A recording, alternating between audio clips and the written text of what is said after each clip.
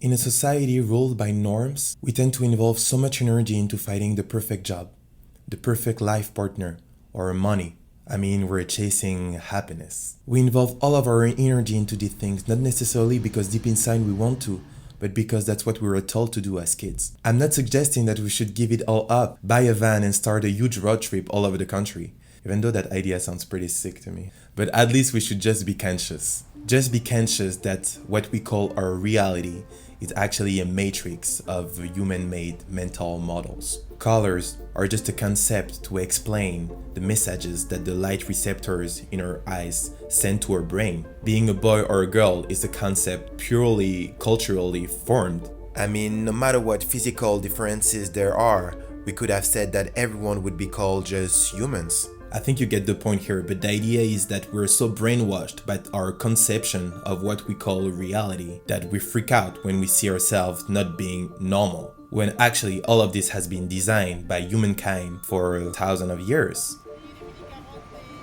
And at our specific time, we have reached a level of complexity that it's even harder to think for ourselves, because our brain is constantly saturated with information. But at the same time, we live in a highly specialized world, which means that individually, there is no better time if we want to start things that we truly love.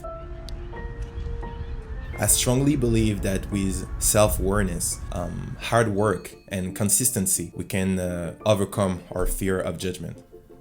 No price is too high to pay for the privilege of owning yourself. Think about it. So today I'm gonna give you 3 concrete advices, 3 concrete tips to overcome our fear of judgment. If you enjoy that kind of content, definitely consider subscribing, and you can also follow me on Instagram. Find your mission in life. Do you remember when we were kids? Everyone would ask us the question, what do you want to be when you grow up? And then the 3 choices we would literally have would be doctor, lawyer, or architect. And I remember when adults asked that question, no matter what we would say, we will always get the answer, oh, so you gotta work hard at school to get there. That exaggerated example here is to emphasize the fact that since we were kids, we've always been told that our job will bring meaning to our life and that we should work like crazy at school to get there. But the truth is that our mission in life doesn't necessarily have to be a job, and it doesn't always require school. When I finished college, I went through deep depression because I couldn't find the meaning of all of this. Eventually, I had 7 different jobs in the 2 years following my graduation, and most of these jobs would be amazing for my colleagues, but me, I would constantly feel lost, like crazy lost. And then I realized that my mission in life would not necessarily be related to my job. Like for real, today I feel like my mission in life is like to express my vision of the world in a creative way and to find meaning in life. I mean, it doesn't bring me money at all.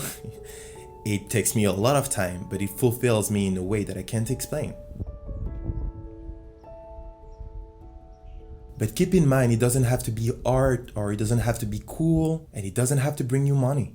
It could just be like loving people and helping them, or starting to collect random things that you find in the streets. If you find fulfillment into little things, make it a priority in your life, no matter what people think about it. Again, we live in a highly specialized world, which means we can do anything we want to do. Look out there, all of these people so passionate about what they do, and they're doing things that we would call hobbies. But believe me, they're having the time of their life because they are doing their thing. But then the things that just make sure you do it for yourself. When you find your mission in life, always wonder, am I doing it for myself or am I doing for others' recognition? Because what happens is that if you do it for others, I don't think it's going to have the fulfillment effect that I'm talking about. What I realized is that when we're truly passionate by what we're doing, we don't care that much about what people think about it. And who knows, you might be so passionate about what you're doing that you might even develop your technical skills and get better at it. And at the end of the day, you could even create your own business. Or you might change your mind after 3 months because you found something that could bring you even more fulfillment, and it's completely fine. Set a discipline. Once you have identified your mission in life, organize your life around it. Very often in the past, I felt like I had no energy every time I would do something for myself and by myself. But then one day I observed myself at work and I realized that I'm capable of being someone very organized hardworking and dedicated. And I told myself, if I can do it for someone else's project, I can do it for myself. It's a question of organization. There are so many productivity tools that can help us online, and I'm definitely gonna do some productivity videos on the channel, so definitely consider hitting that subscribe button if you wanna watch these videos in the future. But the thing is that you have to treat your meaningfulness in life as a business. Organize yourself and be consistent. The magic recipe here is commitment plus consistency.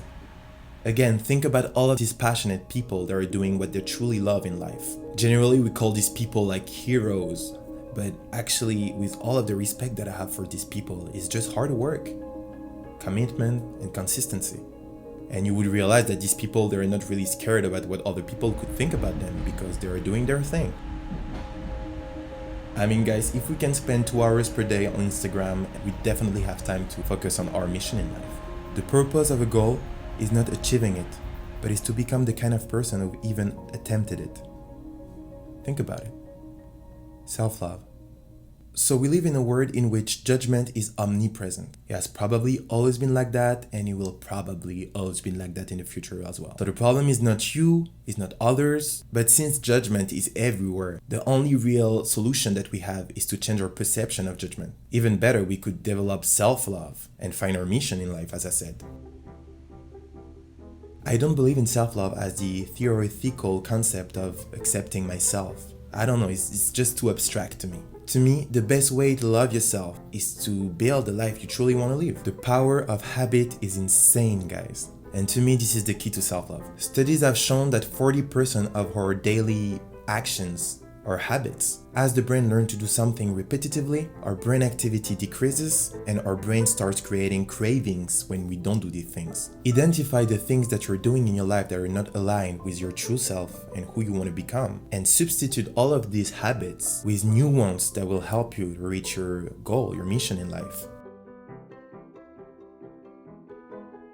I mean, the best example here is definitely the gym. We've all been through that. We all know that working out makes us feel amazing. Instead of sleeping in the morning, we could cut a little bit the social media at nighttime when we want to go to sleep and wake up earlier in the morning and go to the gym before work. With patience and consistency, that will lead to better self-love and better self-esteem. And remember, consistency is key. At the beginning, we can feel like sometimes we don't want to go work out. But as our brain gets used to do it over and over, it creates a craving in our brain. We finally feel like we need to go because this is a habit. To me, this is the best tool for better self-esteem, then self-love, and then less focus on what people think about us. It is impossible to fit with what everyone expects from us. This is why we gotta start living our own version of truth. I mean, none of us has it figured out. None of us is better than anyone else. And none of us has found the secret for happiness. Don't get fooled by the idea that the perfect life brings happiness. This is just a common belief that helps maintaining and organizing the system we live in. I mean, we can do so much more as human beings when we let our soul express itself, when we love unconditionally, when we chase the magic in our life. You know what? That's my mission in life right now, to explore the magic. And I might be wrong, I might be right, I might change my mind in 3 days. I don't really care. The only true wisdom is in knowing you know nothing. Think about it. So I'll let you guys on that. Thank you very much for watching the video. The piece was inspired by several books. First of all, Meta-Human by Deepak Chopra. It's a great book that explains that our perceived reality is very limited, but that it exists a meta-reality in which we can find true fulfillment in life. It can get very abstract, but the general idea that I remember from the book is pretty powerful to me. The Miracle Equation by Hall Elrod, super inspiring in the way that it explains that with consistency plus commitment, we can live the life we truly want. It's a very concrete book, it gives tools, and it was super inspiring to me. Then The Power of Habit by Charles Duhigg. I got some interesting facts about our habits, which made me realize the power and impact that it has on our life. So, great book as well. So in this piece, guys, I've decided to use all of the videos that I've been shooting for 2 years. My passion for filming started 2 years ago. when I finished college, and I told you I went through, depression and thinking, and I felt like being creative really helped me. And this video is like a summary of all of the things that I understood through these 2 years. So I wanted to use all of these videos that I've been filming for 2 years in order to create like a strong memory. So if you guys feel inspired by the idea of self-awareness, definitely consider subscribing, and I will see you on next Monday.